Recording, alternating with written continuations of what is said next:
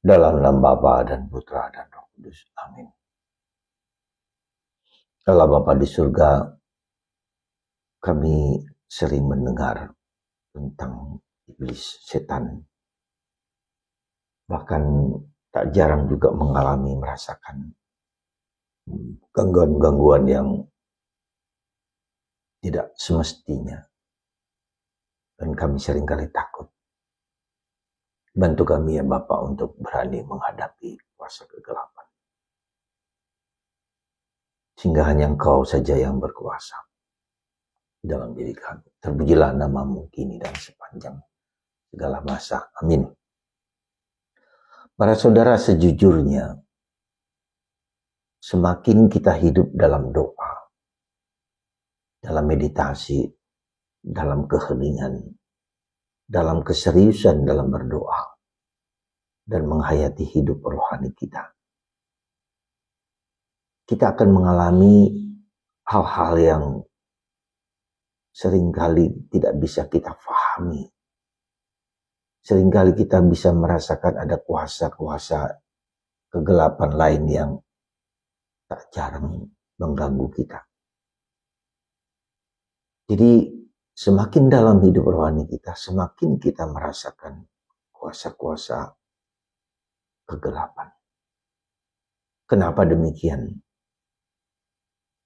Karena dengan semakin dalam hidup rohani kita, semakin kita juga merasakan dan melihat, mengalami hal-hal rohani yang di luar kasat mata kita. Kita menjadi peka, kita menjadi tajam, kita bisa melihat, bahkan mungkin merasakan kuasa-kuasa tersebut. Dan itu seringkali yang membuat orang menjadi takut, gelisah. Ya. Dan kita juga merasa bahwa ada orang, katanya begitu, mengirim barang-barang yang tidak disukai. Atau orang benci pada kita. Bisa mungkin iya, bisa mungkin tidak. Iya bisa jadi. Tetapi juga tidak, justru karena kita merasakan pertumbuhan dan perkembangan iman kita. Kita semakin dalam, semakin merasa, semakin kuat dan diberi anugerah untuk hidup dalam roh. Dan kita menjadi tidak perlu takut lagi, kita menjadi harus lebih bersemangat lagi, lebih dalam lagi, lebih mencari cara-cara yang mungkin tidak lazim kita lakukan. Kita menjadi lebih bersemangat, kita menjadi sering berdoa rosario, bahkan rosario tidak hanya sekali, bisa 2-3 kali, bisa 4 kali. Kita seringkali bisa bangun pagi-pagi, lalu kita doa. Kita juga mungkin membaca kitab suci setiap hari. Jadi justru itu dorongan, karena ada dorongan yang bertemu dengan kuasa kegelapan itu membuat kita semakin bukan hanya sekedar menjalankan doa rosario, misa, ekaristi begitu saja, tapi lebih dalam daripada itu, yaitu menjalin relasi personal dengan Yesus. Doa tidak lagi menjadi kewajiban. Doa tidak lagi menjadi sekedar melakukan suatu perbuatan-perbuatan rohani, tidak lagi cukup. Tapi doa menjadi suatu kebutuhan, doa menjadi suatu dorongan, ya. Doa menjadi sesuatu kekuatan. Kita menjalin doa, kita berdoa supaya mendapatkan kekuatan dari Tuhan. Saya kira itu yang harus kita sadari sebagai umat Katolik. Ya, sekali lagi sebagai umat Katolik yang mau tidak hanya sekedar menjalankan hidup rohani, tapi lebih kepada relasi personal dengan Yesus. Kemarin dan hari ini saya berdialog dengan para postulan kami yang sedang live in di tempat narkoba, di tempat cacat, orang cacat, buta, tuli, ya, jompo. Nah, di situ saya sadarkan kepada anak-anak kita, anak-anak kami, supaya sadar bahwa kalian dipakai Tuhan untuk menyalurkan rahmat itu kepada orang-orang di sekitar. Orang-orang yang tak dapat lagi mampu menjadi baik. Misalnya orang buta, orang tuli, orang jompo, orang tua, makan narkoba.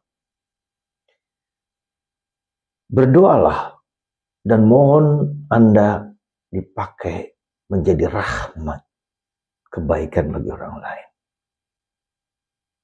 Anda adalah rahmat, adalah instrumen. Dan mohon Tuhan sembuhkan dia.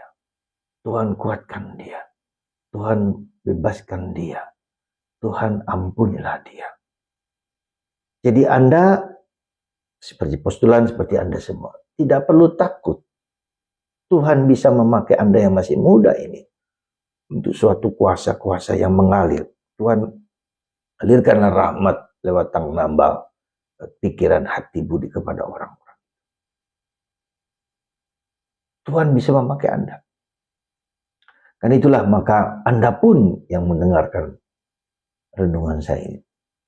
Tuhan, pakailah aku alat instrumen untuk memberikan rahmat, mengalirkan rahmat kepada orang, bukan aku. Dan saya kasihkan contoh, beberapa contoh yang telah mereka sharingkan itu. Ada orang yang berdoa dan orang yang didoakan sungguh bangkit sembuh. Jadi percayalah, Anda dipakai Tuhan sebagai alat instrumen aliran rahmat kepada orang lain. Jangan takut, jangan cemas.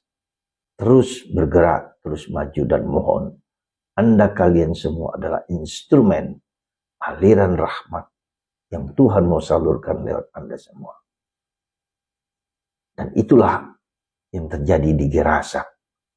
Seorang yang kerasukan iblis, yang dibebaskan oleh Yesus dan mau mengikuti Yesus, dan Yesus melarangnya. Anda dipakai untuk melawan kuasa kegelapan.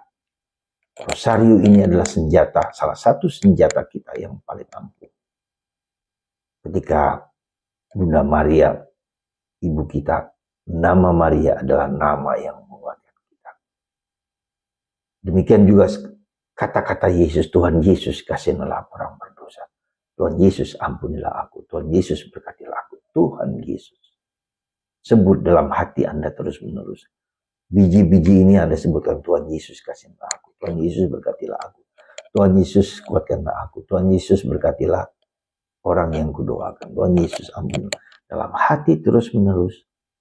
Nanti kuasa Allah mengalir dalam diri Anda. Tuhan memilih Anda menjadi alat cinta kasih-Nya. Berkat Tuhan atas Anda semua. Bapa, Putra,